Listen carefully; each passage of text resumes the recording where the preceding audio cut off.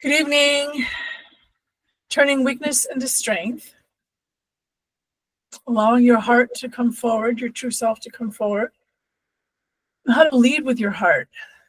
Even though we've been taught by words or no, often mostly by example, but sometimes even with words, especially for men, because men don't cry. Men don't show emotions, at least they're told not to. But how can we lead with our heart? And how do we recognize and turn what we have been told is a weakness, embrace that it actually is strength?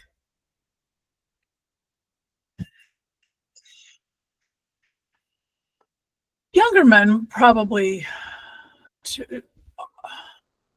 are more apt to be in their emotions, to accept those. And let me say, just as a sidebar about emotions, you have emotions for a reason. For some reason, somewhere along the line, we got it crazy in our head that we shouldn't experience emotions, that women are accused of being, out of control and emotional. They're so emotional. Well, I have emotions and I have them for a reason, and allowing myself to experience them makes me more whole, makes me more real. I have tear ducts, and yes, I use them for clearing out my eyes, but it's wonderful to use them for crying. Allowing those tears to wash your soul. And even, it's not always even when you're sad. See, that right there, we're taught that crying is somehow a weakness, but we're also taught that we cry because we're sad. Well, we don't always cry because we're sad. Sometimes we cry because we're in joy. Sometimes we cry because we're hurt. All kinds of reasons that we can have to cry. It's emotion. So in the email we had, you don't need to harden to survive. You don't need to be hard to survive. I think that we need to be soft to thrive. We don't need to go around and like knock everything down, beat everybody up, be the big man on the block, king of the hill, to obtain what our hearts truly desire, which is oneness with ourself and with Creator and with all that is. So power, force, gain, materialism, those are all attributes or conditions obtained from someone who's leading from fear. So that strength that we've been taught to pursue comes from a place of fear.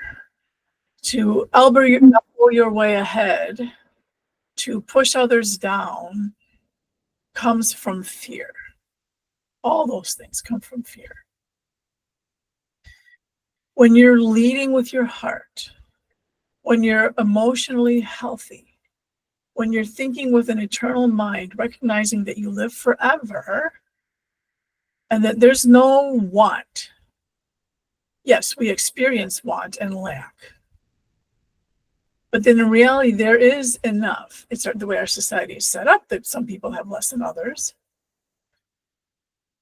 But again, that's because of fear. But when you live in love, you don't have to take, because you know that there's enough for you to get by, and you don't have to scoop more than from others, take from others. You don't have to, again, be the king of the hill and all that. But when you lead from love, we can come to more equitable and kind and strong places. When you're in anger, when your anger shows up, it's easy to want to like throw out, right? To push, to shove, to yell. That's easy. True strength comes from taking a breath, recognizing that you're off somewhere, that you're triggered, and exploring that, allowing yourself to be curious and understanding about what the other person is going on. How come that happened? Why did they do whatever that was that angered you? That takes more strength and courage than knee-jerk reacting.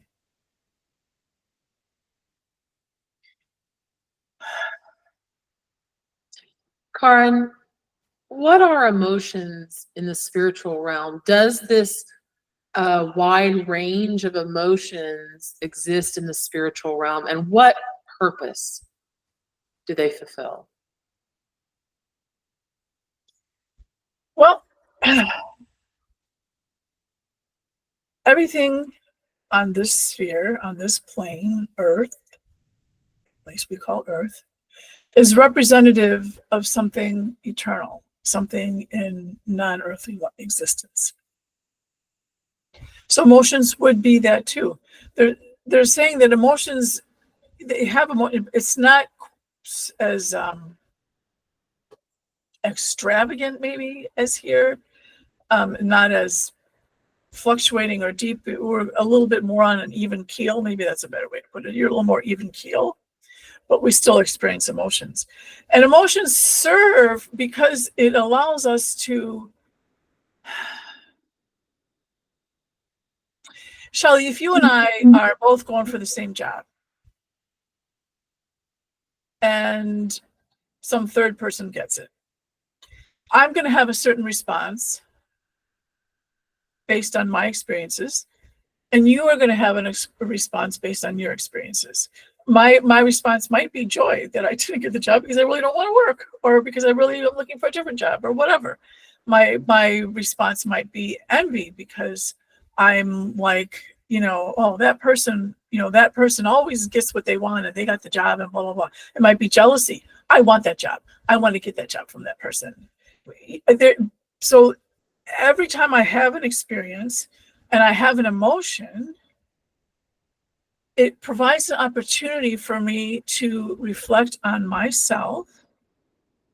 And again, we are always going for growth. We're always going for growth. And so in the next realm, it's the same. Again, may not be as so kind of crazy pants as it is here sometimes, but it's an opportunity to explore oneself and to connect with others. If I don't have emotions and I'm just kind of, first of all, what would that even be like? Like, what would it be like to be, you'd be like an automaton. To not have any emotions, that just seems like a really dull way to live. Like even plants have emotions. So for me not to have emotions, no thanks. So the spiritual benefit, again, is the exploration and the experience and the connection with others. Maybe not quite in the same way as here, or to a different degree as here. And certainly probably easier to, although we can certainly, we are very capable of being obtuse. We're really good at being obtuse here, and we can be obtuse there.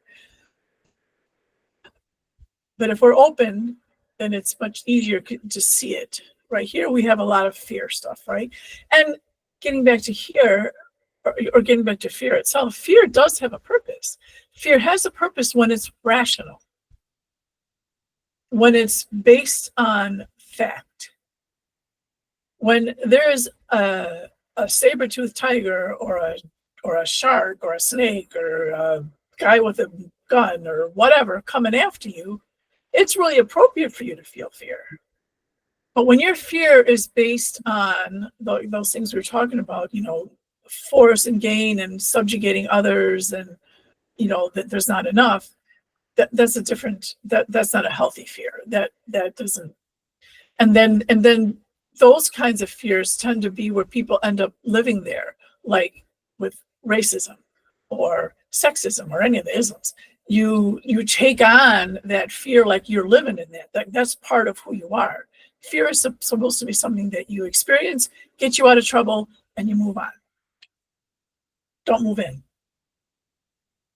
So in many of the spiritual teachings and writings that we have from various faith-based traditions, we are told that we really are supposed to be happy and joyful beings, to love, and yet we've been gifted these emotions of pain, fear, humiliation, vulnerability. Mm-hmm. How does that work together? The trick, and this is another one of those things that we've talked about before, and we'll keep talking about. The trick is to go through your life, even when you're in seemingly difficult circumstances, with joy. So you can experience a loss, a lesson, and at the same time be in joy as the observer, and be like, oh, well, isn't that interesting? How cool is that I am having the opportunity to have this lesson, even though it hurts. I can still be appreciative and in gratitude that I'm having the experience. So there's a scripture I've read, something about to be joyful not only in good times but in adversity. So that doesn't mean that you're ignoring the adversity. Like if you're starving, you need to do something about it. If you're fleeing, you need to do something about that. You need to keep going and hide or whatever you're doing. But again, at that same time, finding a place to be in faith and understanding that it's all in God's hands, everything is as it should be, and allow it to unfold. Mm. Makes sense? Is there a spiritual version of weakness, or is that something that only exists in the human realm? Mhm.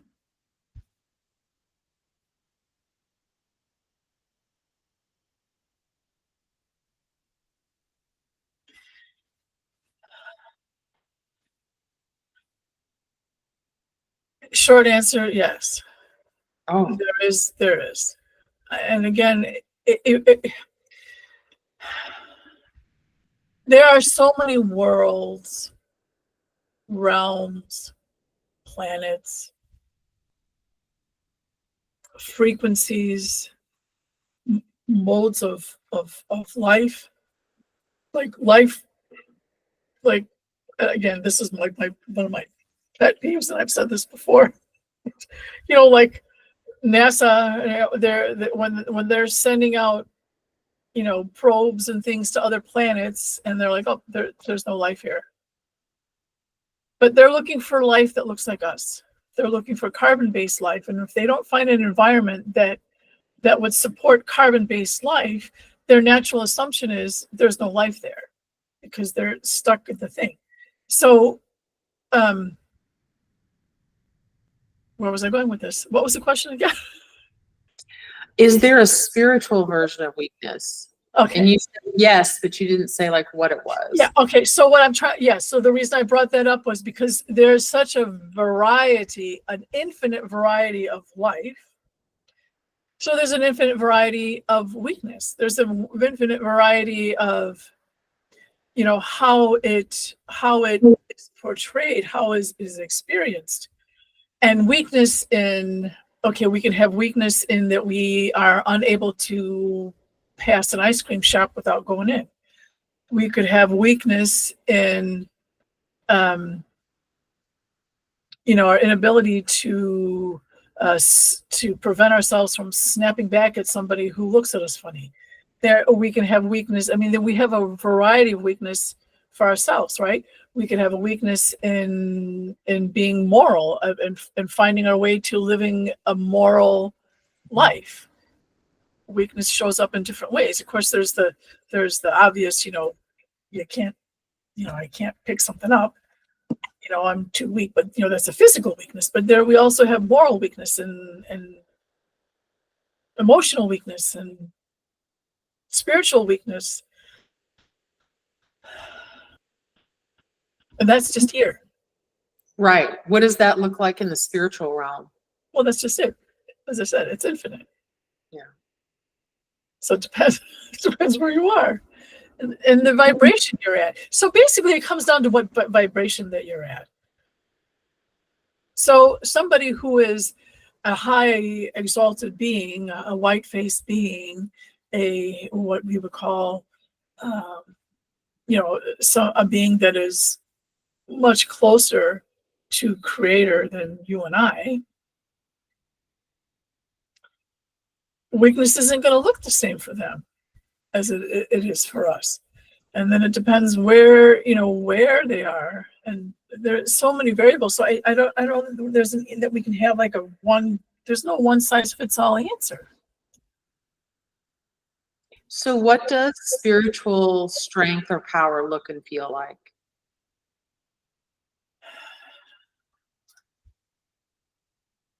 When any of us nurture that connection with creator, nurture our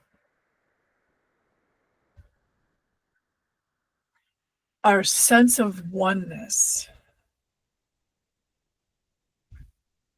when we're clear in our minds and in our hearts as to what is right and what is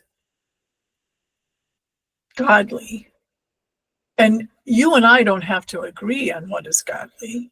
I'm not saying that. But you need to find for yourself what you've read your scripture, you've studied it, you've meditated on it and thought about what does it mean to me. You've heard your pastor or your mom or rabbi or neighbor or teacher or whatever expound on some issue, whether it's abortion or theft or there's 1,000 things that we could talk about. But you have to find within yourself what's true for you. Not because somebody told you, but because you read it, you studied it, you meditated with it, and you're clear within yourself. When you are clear within yourself, that doesn't mean you can't talk with other people and have that conversation, but you have to find it in yourself what it means to you to be a godly person and live that way. And when you are tested, because we're always going to be tested, when a situation arises and you have that sureness, that confidence, that understanding, because you've already done the gyrations of if what, maybe this, you know what it means to you. So you know what's the right thing to do. And you can walk that way.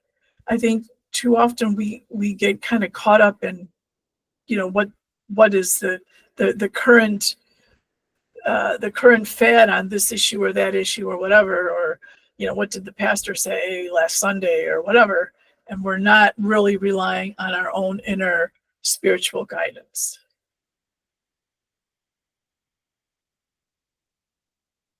Wow. What would the concourse want us to know about this concept that maybe we're misunderstanding, strength and weakness?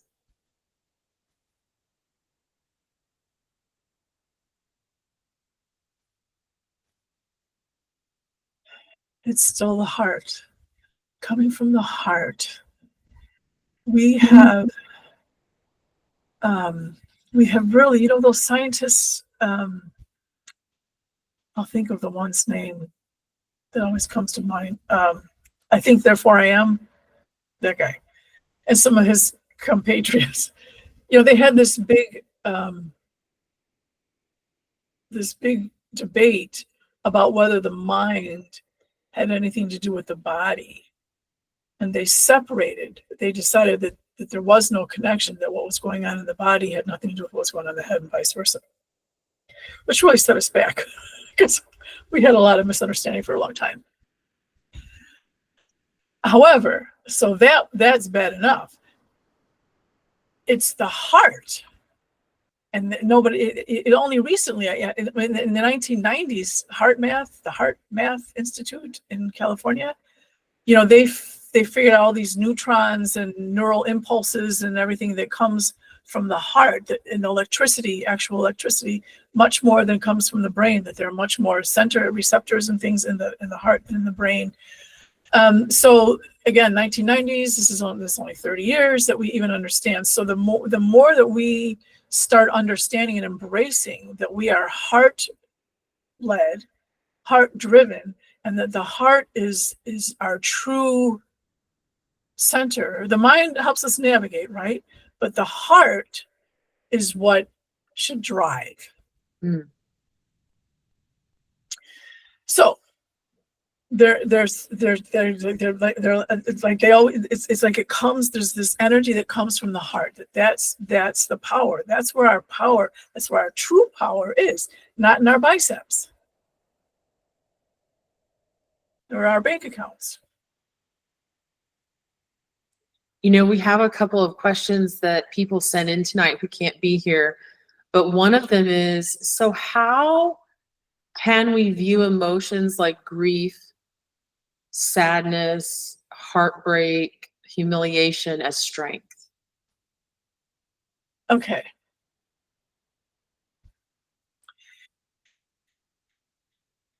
We have been taught to push it down. Just shove it down, stick it in the closet, close the door, lock it, toss out the key, shove it away. That is easy, quick, seemingly done.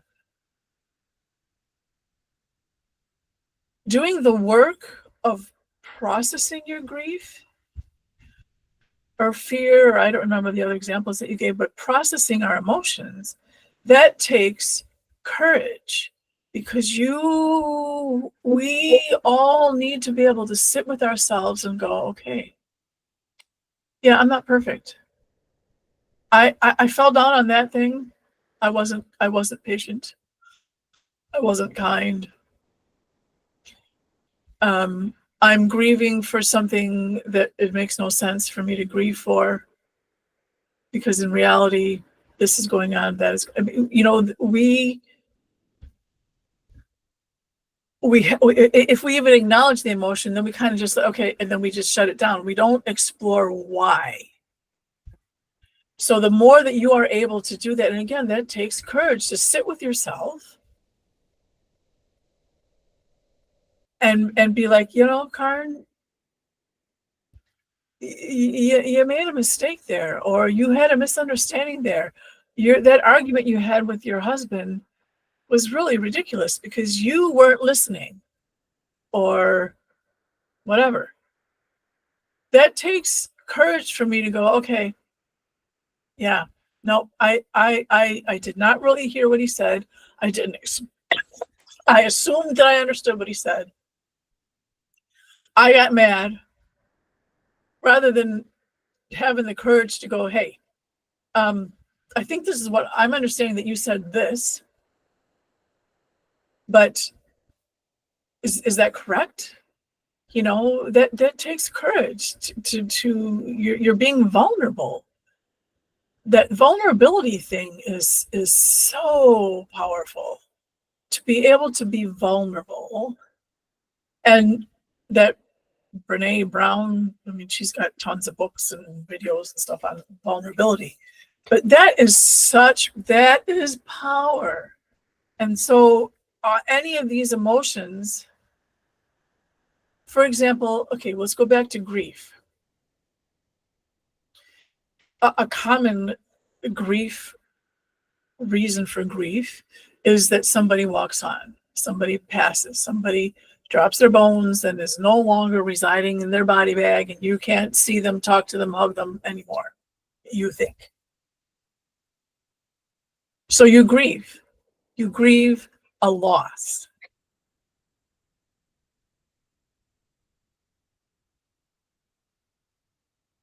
But is that a true statement? For one, if you are, say, a Christian who believes in a life ever after, then why are you sad? The person is not gone, is not dead, as in not existent. They still exist. They're still there. They're still part of your life. You can talk to them, hug them, hold them anytime you want to. So what is your grief about? Is it because you're not clear on your understanding? Is it because you really want them to be sharing popcorn with you and watching a movie? But why not ask them to? Is the grief because you feel disconnected? And if you are the one that's feeling disconnected, what can you do to feel more connected?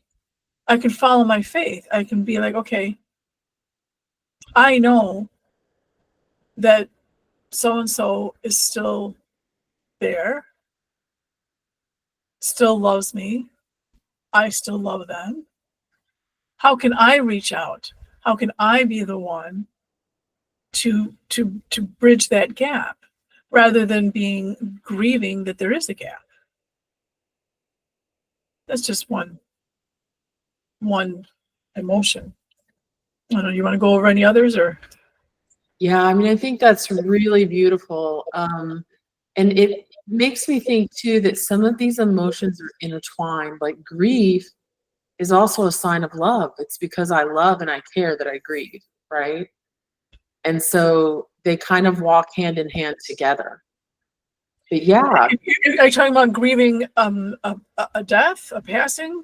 anything you grieve, Any right? kind of grief? You grieve because you love. Yeah. But if we're not talking about someone who's walked on, then are you grieving because that person is having an outcome that you don't want them to have?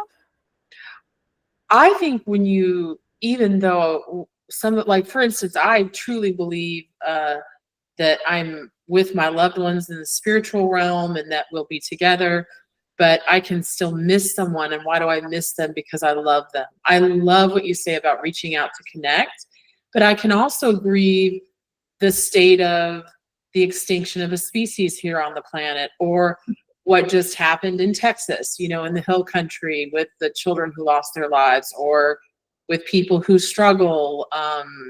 There's many things, but any kind of grieving is really a sign of caring. You know, it's a sign that you care about something, that you're worried about something, that you want a better state of being for this world. Yes, for this world, we do. And that is all of our job, right? That's all our public purpose here. You have your private purpose, you come here to learn whatever you come to learn, but you have a public purpose. You got to leave the world a better place in some way. So I can grieve that these situations are happening, while at the same time, I can recognize that it is part of a process. If I look at it with an earthbound mind, I see what's happening in this moment, and I'm caught up in this. So say any of these floods, and apparently Texas isn't the only one, but I can be, of course, your heart goes out to the people that it's happening to, that are being affected. One thing we have to always bear in mind, which we don't often, and I'm not making this is going to have to all go together. This is a piece that fits into this, but don't make this the whole piece, the whole thing, the whole answer. That if I truly have faith in creator, God, source, universe, whatever, tons of names, that everything is in his control, then I know that no one passes 1 second before they're supposed to. So while I can be saddened that happened, that all those lives were lost, they're not lost, they shifted to another plane. And in the exact moment that they were supposed to. However, it can also it can galvanize me to start going, okay, why did that happen, and what can we do to prevent these things happening in the future? Is it in fact the weather seeding was that the cause? Is it because the soils have been depleted and we don't have deep roots in them, and therefore the water floods quicker than it typically should? I mean, what can I do? What can we as a society do? If we truly feel that was wrong, then what can we do to work towards fixing it for the future. Anything that we see as being off, that we can use that as a way to come together and make things better. Mhm. And if it's purely a, Mother Nature going, this is going to happen regardless, well, then we have to recognize that as well. Can you talk about, I think, a really debilitating emotion for human beings, kind of connected to vulnerability, is humiliation and shame. What is that? And what is the purpose in that? And what is the way to spiritually transform that emotion? See, that's more turning weakness into strength, right?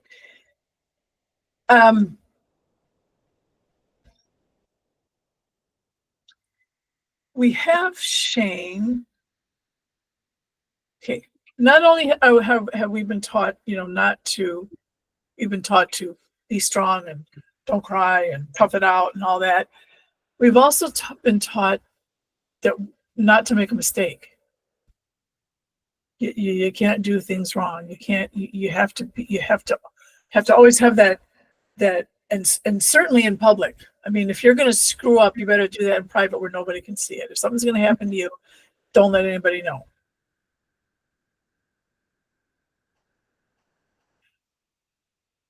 That like forces shame, because now it's like you're owning.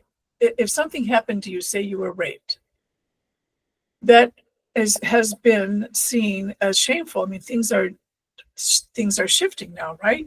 We are starting to learn to understand, no, I do not need to feel shame if I have been the victim of that situation. If anybody is to feel shame, it would be the perpetrator, right? So we need to shift our understanding of who should feel shame. And we have to, again, look at ourselves and really sit with it and be, is this really something that I had control over? Is this something that I willfully did wrong? Is there some character flaw of mine that I could examine and work on improving? Or am I owning shame that doesn't belong to me? Mm. Is there a way to transform that? What is the most effective way to transform those emotions?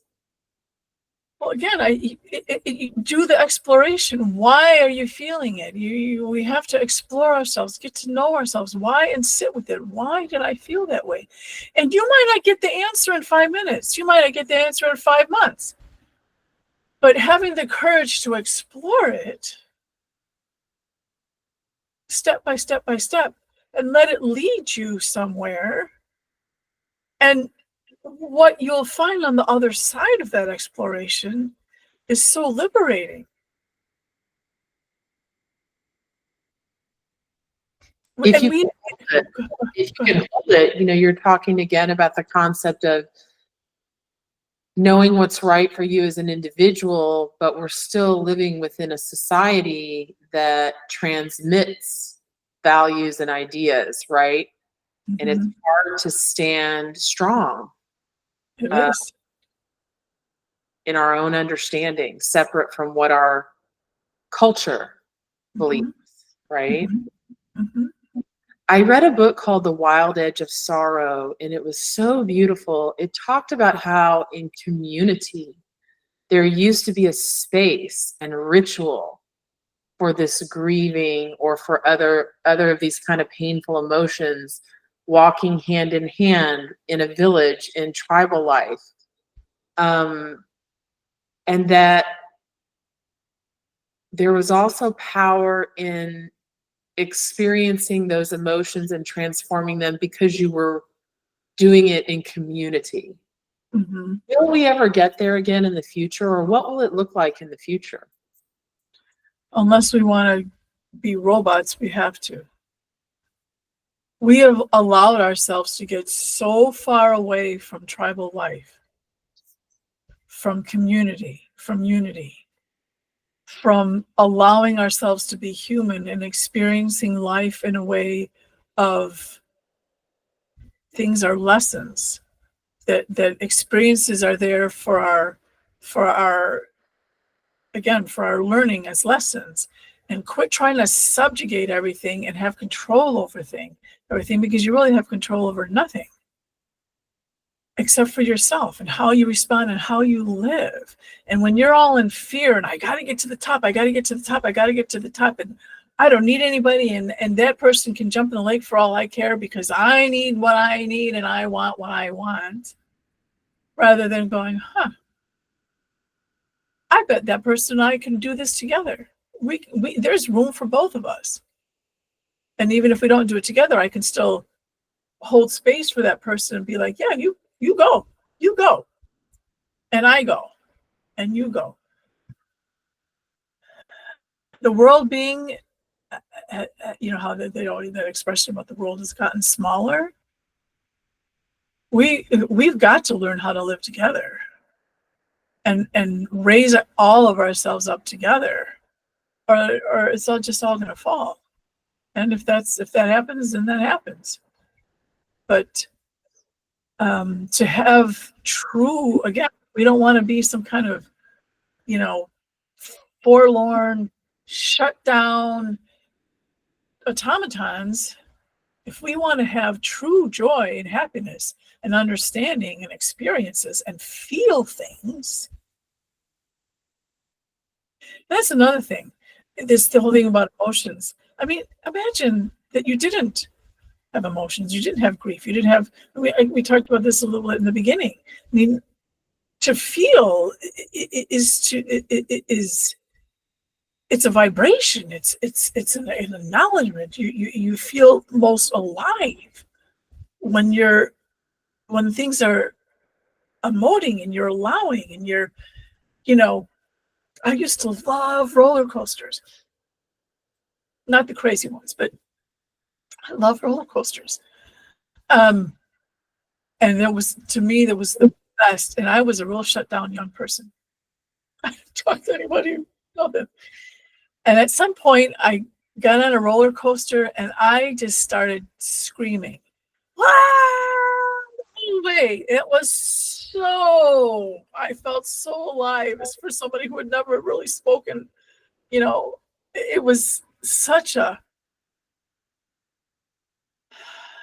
powerful wow moment. I'd been so shut down. That didn't feel so great. Just that act of yelling, uninhibited, loud as I wanted to be. Didn't care what anybody thought. Just, the whole ride was so invigorating. We need to feel and laugh and smile and, be silly and, just do it. As long as you don't hurt anybody, of course. But have those experiences, be a brave, and again, strength into weakness, or weakness into strength.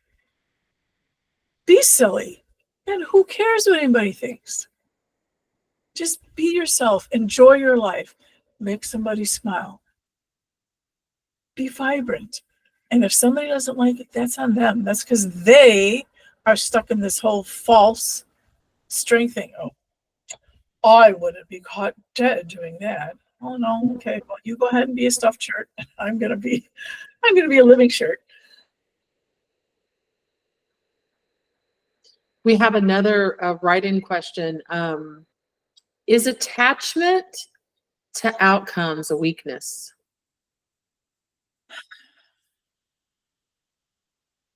That's an interesting way to use my words against me. Not words, a way to, I'm always the one going, attachment, to be detached. Attachment to outcomes. Not my question. That was your question? That's not my question. Oh, yeah, because you're always like, anyways, no, it is. It is a weakness. We want it to be a strength because we want to have control. I want this outcome. I am praying for this outcome. I am directing everything towards this outcome. I am in control. Because I'm in fear that if I'm not in control, things are going to go crazy. haywire. Something's going to happen that I don't know what's going to happen, and I don't want that. I want to know what's going to happen. Strength is to go, okay, I am gonna let the stream take me where it takes me.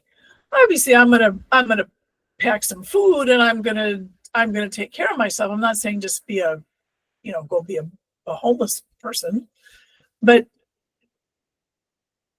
if you put in all this work and these planning and these prayers and allow it to unfold as it will, without feeling like you have to be in charge, embrace and allow it to happen, then that's true strength, because you're not letting your fear drive. You're trusting, and you're being, even in little things. Like when we were looking for this house, we were living in this beautiful mansion. It was one of the lumber barons here in Green Bay. We had the whole downstairs of as an apartment. High ceiling. It was gorgeous. But we decided we want to buy a house. Well, we've been living in this great place, a big yard, the whole thing. So when we're looking for a house, we wanted something, we weren't not obviously, but we wanted something that felt so good. So we looked at a couple places. We found this one house that we both liked pretty well. We were pretty, to be honest, I was attached to the greenhouse kitchen window and to the pantry. I was like all about that. I'm like, oh my God, look at that pantry. I can be all organized, have everything where I want to have it, have my appliances in there, off the counter. I can, and in the little kitchen garden window, I can have like greenhouse window. I can have, my herbs and all that. I was really attached. And there are things that my husband liked about it. Anyway, we put in a bid, didn't get the house. And I could have been like, we could have been upset about that. But we both knew it's okay. There is something better coming, but more better aligned for us. And it'll show up. And sure enough, it did. Just allow it to, I wanted to drive. I wanted to be in control. I was attached to getting that house. But when I let it go and just let it unfold, I got a better house. That's another thing. When you ask for something, with your imagination, you pray for the right partner, the right house, the right whatever it is. Your imagination is limited by your experience. Those that are like granting those wishes, that are allowing I have all kinds of ideas that we can't even think. And if we just go, okay, yeah, whatever you think is best, it's going to be best. I saw something today. Somebody posted something about I think they're using it as a manifestation tool, like an affirmation. Show me how good it can get, rather than going, show me a beautiful purple house. Show me how good it can get. You're allowing it to be whatever it's going to be, and not driving you're not having attachment to something specific. You show me how good how it can get.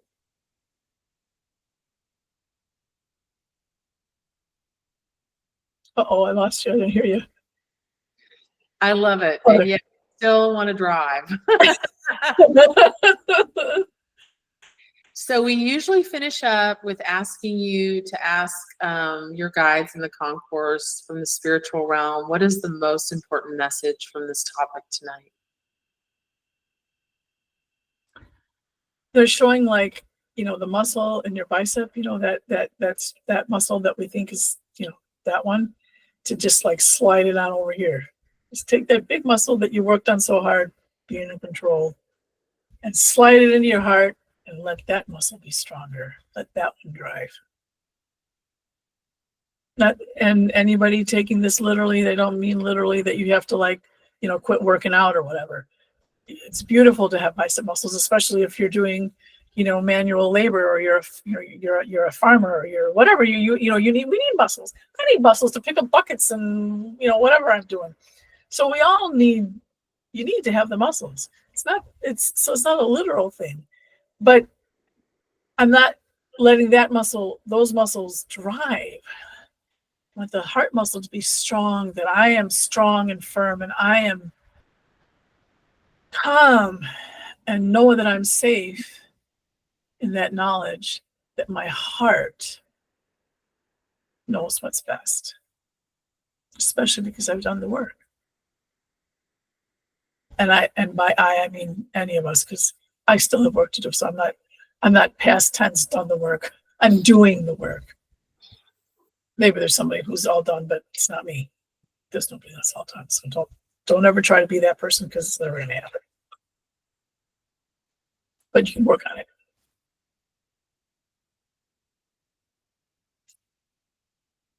All right. Is that it for the questions?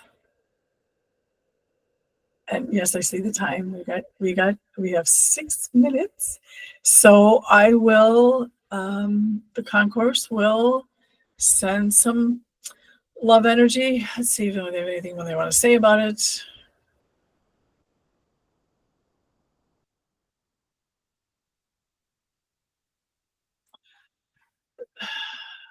I put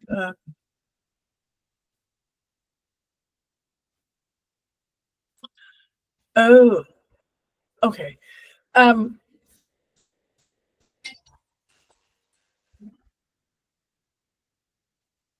Sorry. That was my mama. I forgot to turn my phone off.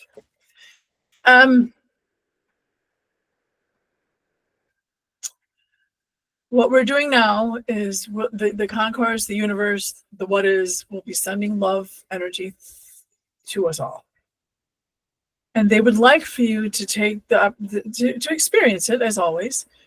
However, try and don't get all caught up in your head, but try to allow yourself to kind of like melt in terms of your like physical. Allow yourself to kind of experience your individualness within the fabric of the what is of the universe, which is truly who you are, right? These things, this is all kind of really not solid, even though we think it is. So allow yourself to kind of feel that, and how that makes you connected, how you are connected, that's a projection of how you are. So this is a projection. So that'll be processing. You stay with it as long as you like. You can hang up or not hang up. It's all good. You'll experience it as long as you want, as long as you choose. You can always go back to YouTube anytime and experience it again on any of these videos, because we do it on all of them.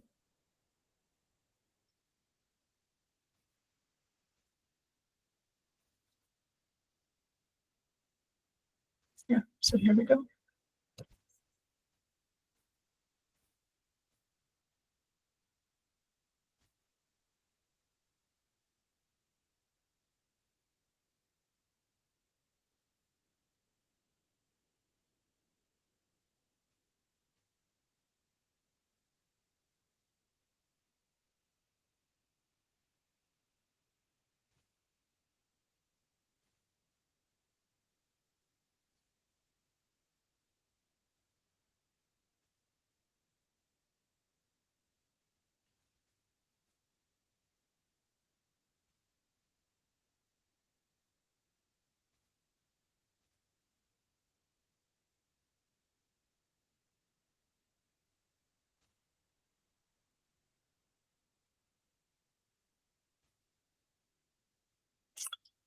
They're saying something about to be fearless in the pursuit of the reality of who you are.